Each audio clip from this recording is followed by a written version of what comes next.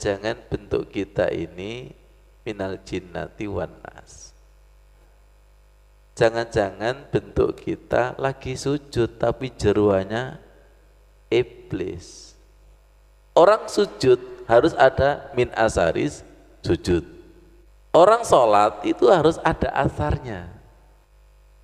Assalamualaikum warahmatullahi wabarakatuh. Aku sujudkan wajahku kepada zat sajada wajhi lilladzi khalaqahu wa sawwarahu. Diteguhkan wa syaqqa sam'ahu wa basarahu bihaulihi wa quwwatihi. Tabarakallah bi ahsanil khaliqin. Siapa yang sujudnya betul-betul sujud sampai kepada sibghatallah, dicelupi Allah, sujudnya itu ada warna min asaris sujud ya. Bahkan di dalam kitab tafsir Baghawi disebutkan Ibnu Abbas menggambarkan seperti warna di kain. Berarti yang kami jelaskan sekian tahun tidak salah. Diibaratkan seperti orang mewenter kain itu loh. Kain itu akan terwenteri kalau merendam di bawah atau di dalam air. Kalau kain itu ada di permukaan otomatis tidak terwarnai. Nanti bisa jadi belontang-belontang atau warnanya itu tidak maksimal. Begitu pula ketika rukuk dan sujud, warka'u ma'arroki'in wasjud waqtarib. Sujud sampai dekat dengan Allah, sedekat-dekatnya, sampai nanti diwarnai Allah. Bukan sujud yang masih terkontaminasi dengan setan. Samun paham dari sini sujud yang masih terkontaminasi dengan setan? Sujud yang asal-asalan, gerakan yang asal-asalan itu kan masih terkontaminasi. Kalau bahasanya terkontaminasi itu belondang-belondang enggak? Pilih, diwarnai setan apa diwarnai Allah? Sibghatallah apa sibghatas syaitan? Sampai ini sholat dzikir kok tambah kesetanan ya apa sih? Nah itu kan apa? Mencoreng nama baik sholat, mencoreng nama baik zikir. Sholat tapi tidak menghasilkan sholat, zikir tapi tidak bisa menghasilkan zikir. Sholat yang tidak menghasilkan inna sholata tanha anil fahsya'i wal munkar. Sholat yang tidak menghasilkan sibghatallah, makanya disebut wakilnya Allah. Kalau disebut wakilnya Allah, ketularan sifat-sifat baiknya Allah. Kita ini dekat dengan siapa sih? Dekat dengan siapa pasti menular.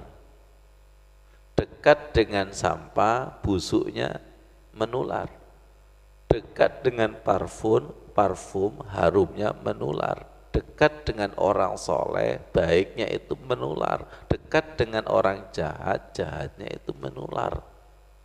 Perhatikan, waqtarib, dekati Allah supaya tertular, supaya masuk kepada sibghatallah. Akhirnya saya dipahamkan. Jenengan pernah berpikir enggak melihat telur itu? Jenengan senang telur enggak? Saking senangnya telur itu jenengan lupa keluar dari mana itu. Wis gak ngereken blas. Tapi kenapa ketika makan brutu bergaya sampean? Ojo mangan brutu engko dibujuki wong tua sampean.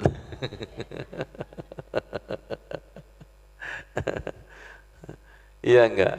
Kemudian madu itu saking enaknya keluar dari apa? Susu itu saking enaknya, di dalam itu berada di antara darah dan kotoran.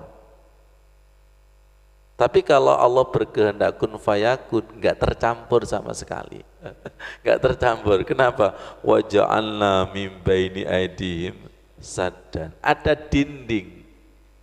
Allah memberikan dinding, susu itu diapit kotoran, ya, diapit kotoran dan darah. Tapi kenapa tidak tercampur?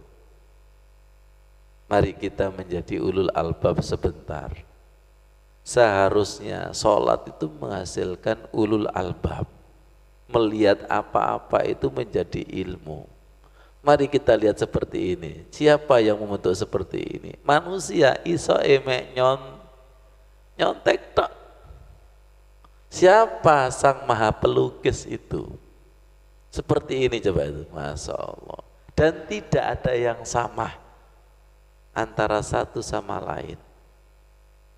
Ya, nomor mesin dan nomor polisi itu terkadang kembar enggak? Ada yang kembar? Ya, sekarang ini ada yang kembar enggak? Inilah, enggak ada. Dan di dalam ilmu psikologi disebutkan bahwa bau tubuh kita itu mulai zaman Adam sampai sekarang itu enggak ada yang sama.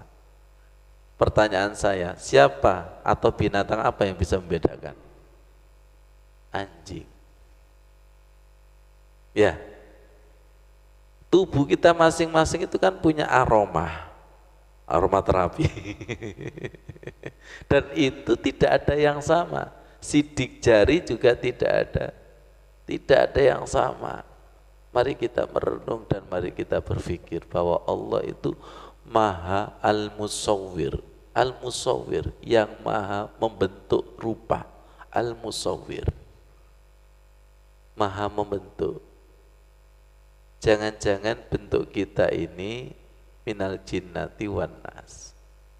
Jangan-jangan bentuk kita itu fisiknya manusia. Jangan-jangan bentuk kita lagi sujud tapi jeruannya iblis.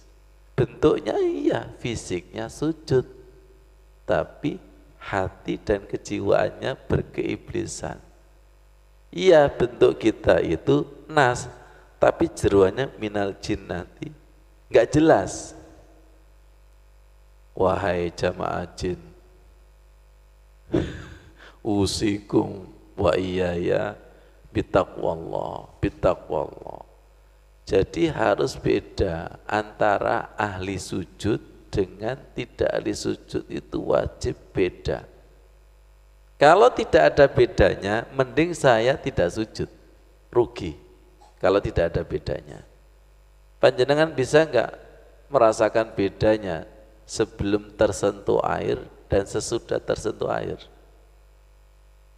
Beda. Tahu bedanya sebelum zikir dan sesudah?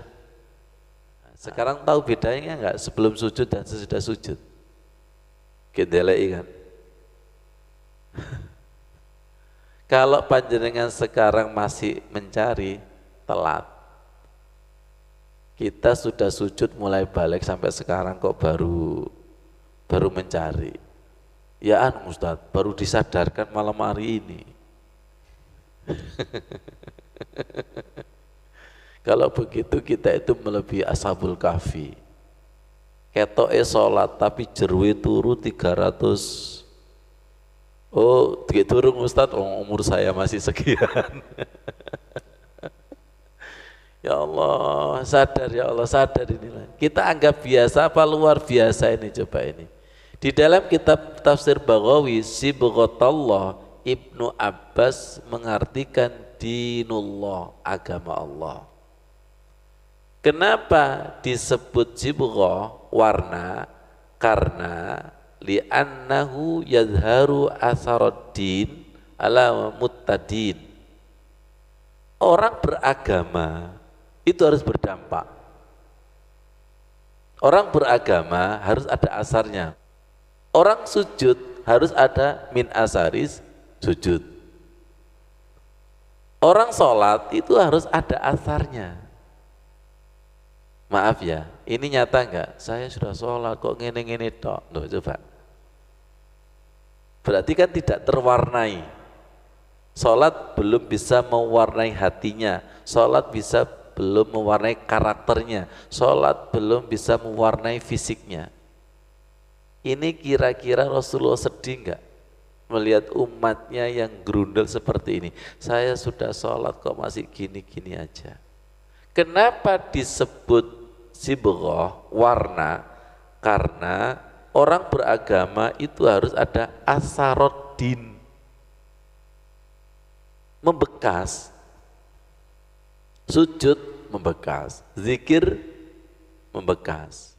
Semoga sholat Islam kita diwarnai oleh Allah Subhanahu wa ta'ala, bukan terkontaminasi dengan warna-warna yang lain, dan Tuhan kita itu betul-betul la ilaha illallah dari awal sampai nanti pulang. Semoga kita bisa mempertahankan la ilaha illallah Muhammadur Rasulullah.